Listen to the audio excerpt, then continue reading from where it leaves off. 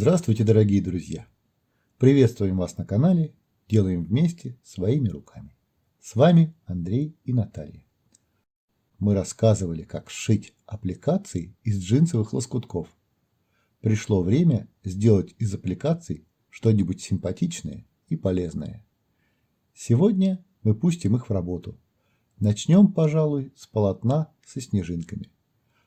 Берем, как обычно, старые джинсы и распускаем их на лоскуты материала. Вырезаем куски нужного нам размера и расцветки.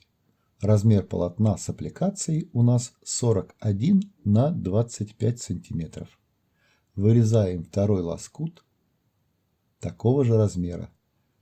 Это у нас будут лицевые компоненты основной части.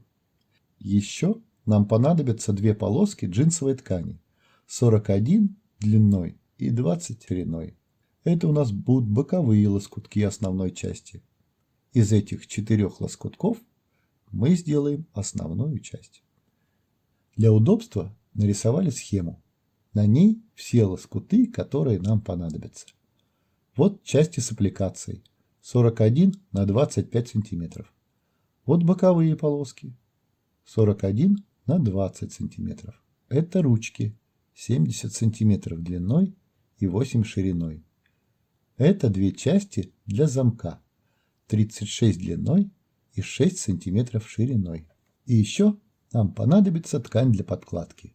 У нас два отреза хлопковой ткани 50 на 50 сантиметров. Из них мы и будем кроить. Джинсовая ткань очень хорошо сыплется, поэтому необходимо обработать края лоскутков. Поскольку машинка у нас самая что ни на есть обыкновенная, мы обрабатываем края обыкновенным зигзагом. Теперь берем ткань для подкладки и раскраиваем ее для основной части. Основная часть сумки у нас высотой 41 сантиметр. Теперь нужна джинсовая ткань для изготовления ручек. Мы вырезали две полоски шириной 8 сантиметров и длиной 70. Для удобства сделали разметку на полосках ткани. По этой разметке мы будем подгибать и проглаживать ткань. Разметку делаем швейным мелком, который исчезает после того, как мы проглаживаем кромку.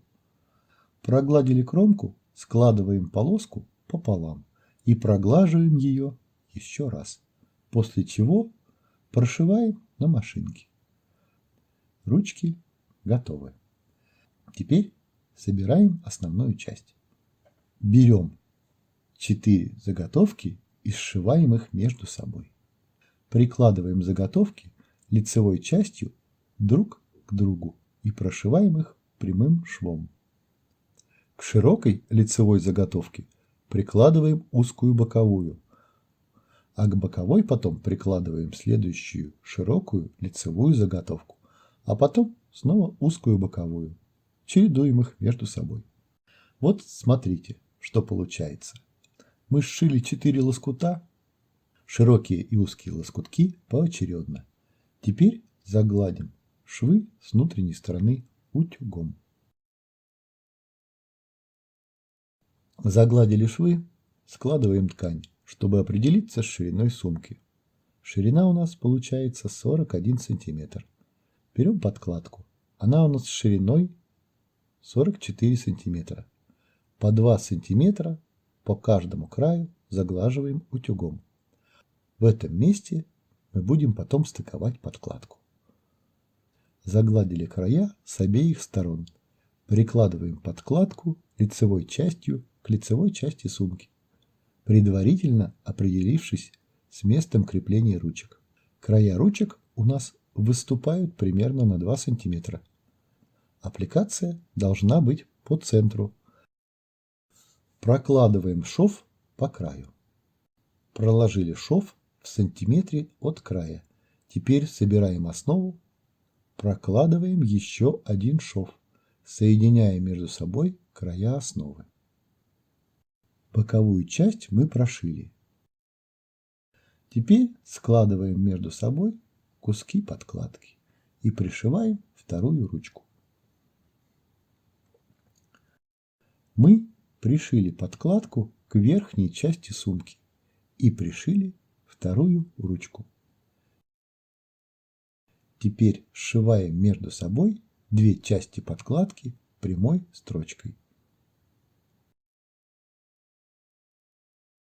Собрали подкладку.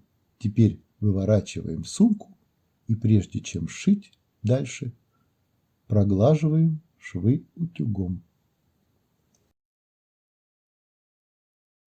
После этого делаем карман. Чтобы карман гармонично смотрелся, берем небольшой отрезок от подкладки, прикладываем его лицевой частью к джинсовому лоскутку и прокладываем строчку по краю. А потом обрабатываем край зигзагом. Прошили, переворачиваем заготовку, подгибаем и прошиваем. Теперь пришиваем карман к сумке, смещая его максимально вниз. Мы подогнули края будущего кармана и нажаулили их контрастной ниткой. Сумку мы шьем для дочки, поэтому специально делаем такой большой карман, чтобы в него входили книги или папки формата А4. Пришиваем карман на швейной машинке прямой строчкой. Пришили карман, выворачиваем сумку на лицевую сторону. Вывернули, прошиваем нижнюю часть прямой строчкой и обрабатываем край зигзагом. Прошили, теперь еще раз выворачиваем сумку и прошиваем прямой строчкой изнутри, чтобы спрятать шов внутрь сумки. Прошили изнутри и снова выворачиваем сумку наружу. Сумка надежно зашита. Шва снаружи не видно.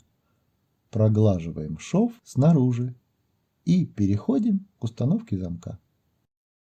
Для того, чтобы установить замок, нам понадобится две полоски джинсовой ткани длиной 36 и шириной 6 см и два лоскутка в горошек, оставшиеся от подкладки. Берем лоскутки, прикладываем их лицом к лицу и пришиваем друг к другу прямой строчкой. Сшили, выворачиваем. Вывернули, проглаживаем утюгом. Прогладили. Теперь подворачиваем края и тоже проглаживаем утюгом. А потом подбираем нитки, близкие по цвету к хлопковой ткани, и прошиваем края прямой строчкой. Прошили оба края. Обрезаем лишнее и обрабатываем края зигзагом.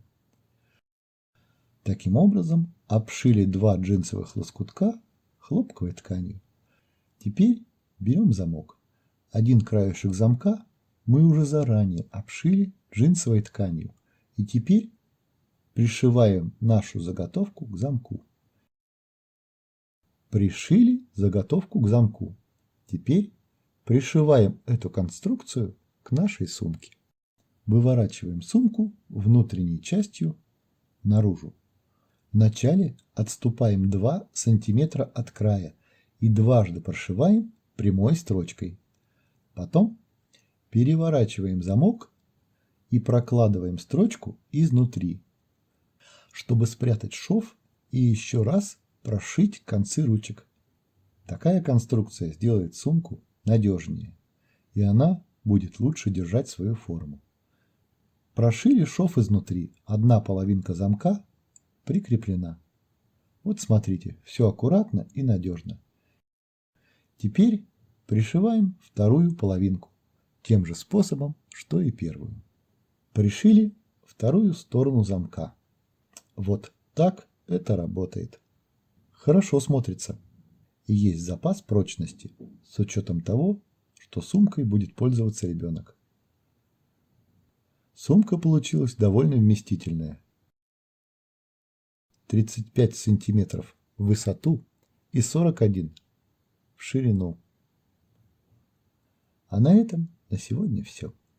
Если вам нравится то, что мы делаем, подписывайтесь, чтобы ничего не пропустить. До свидания.